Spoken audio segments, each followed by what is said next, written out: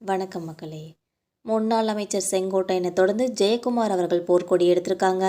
இதனால் எடப்பாடி அவர்கள் அதிர்ச்சியாக இருக்க இந்த தகவலை பற்றி இந்த வீடியோவில் பார்க்கலாம் வாங்க.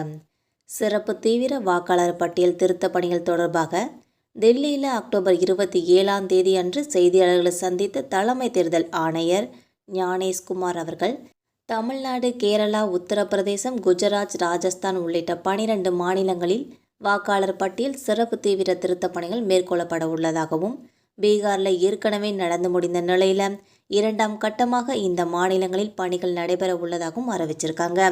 இதற்கு தமிழ்நாடு, கேரளா முதலமைச்சர்கள் எதிர்ப்பும் தெரிவிச்சிருக்காங்க. தமிழ்நாட்டில் திமுக கூட்டணி கட்சிகள் இதை எதிர்த்துள்ளன என்பது குறிப்பிடத்தக்கது. எடப்பாடி அதிமுக சார்பில் முன்னாள் அமைச்சர் ஜெயக்குமார் அவர்கள் இதை வரவேற்று அறிக்கை வெளியிட்டிருந்தார். இந்த நிலையில் எடப்பாடி பழனிசாமி இது தொடர்பாக ஒரு அறிக்கை வெளியிட்டிருக்காங்க. அதில் 2026 ஜனவரி 1 தகுதி ஏற்படுத்தும் நாளாக கொண்டு சிறப்பு தீவிர வாக்காளர் பட்டியல் திருத்த பணிகளை தேர்தல் ஆணையம் மேற்கொள்ள உள்ளது. முறையான வாக்காளர் பட்டியல் தயார் செய்வதற்கு ஏதுவாக கட்சியின் சார்பில் சட்டப்பேரவை தொகுதி வாரியாக வாக்காளர் பட்டியலில் உள்ள குளறுபடிகளை சரி செய்வதற்கு தேவையான உடனடி நடவடிக்கைகளை சம்பந்தப்பட்ட மாவட்ட செயலாளர்கள் மேற்கொள்ள வேண்டும் என்றும், மேலும் அதிமுக சார்பில் பூத் அமைப்பதற்காக மாவட்டம் வாரியாக ஏற்கனவே நியமிக்கப்பட்டு அப்பணி நிறைவடைந்த காரணத்தால் கடந்த 11 விடுவிக்கப்பட்ட மாவட்ட பொறுப்பாளர்கள் மீண்டும் வரும் நவம்பர் 4 முதல் சம்பந்தப்பட்ட மாவட்டங்களுக்கு நேரில் சென்று சிறப்பு தீவிர வாக்காளர் பட்டியல் திருத்த பணியினை கண்காணித்து மாவட்ட செயலாளர்களுடன் இணைந்து முழுமையாக செய்து முடித்து அதன் விவரங்களை கட்சி தலைமைக்கு தெரிவிக்க வேண்டும் என்றும் தெரிவிச்சிருக்காங்க.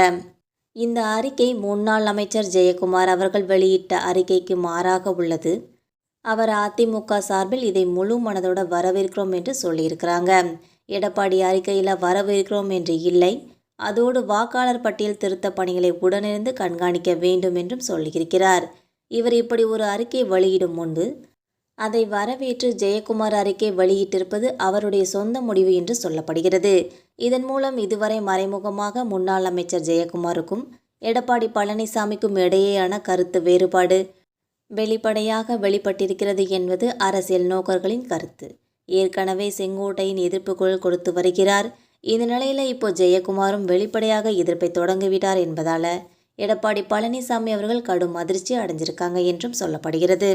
இந்த தகவல் தான் முன்னாள் அமைச்சர் செங்கோட்டையனை தொடர்ந்து ஜெயக்குமார் அவர்களும் போர்க்கொடி தூக்கிய தகவல். மேலும் இதனால் எடப்பாடி பழனிசாமி அவர்கள் அதிர்ச்சி அடைஞ்சிருக்காங்க என்பது குறிப்பிடத்தக்கது. இந்த வீடியோ உங்களுக்கு பிடிச்சிருந்தா மறக்காமல் சப்ஸ்கிரைப் பண்ணி பெல் ஐகானை கிளிக் பண்ணி வச்சுக்கோங்க. அப்போ தான் நம்ம போகிற டெய்லி வீடியோஸ் உடனுக்குடன் நோட்டிஃபிகேஷனாக வந்து சேரும். தேங்க்யூ.